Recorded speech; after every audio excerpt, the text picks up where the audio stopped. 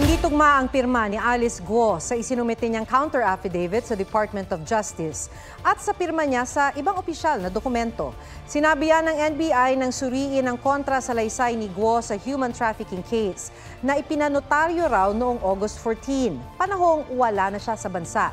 Ayon kay NBI Director Jaime Santiago, nagsisinungaling si Guo nang sabihin niya sa Senate hearing kahapon na pinirmahan niya ang dokumento bago siya umalis. Ikinumpara raw ito sa pirma ni Guo sa Senate attendance noong September 9 at ilang dokumento. Sabi ni Senator Risa Ontiveros, dapat managot hindi lang si Guo, kundi maging ang kanyang abogado. Nadagdagan naman ang mga asuntong kinakaharap ni Guo dahil sinampahan na rin siya ng kasong qualified human trafficking ng DOJ sa Pasig RTC.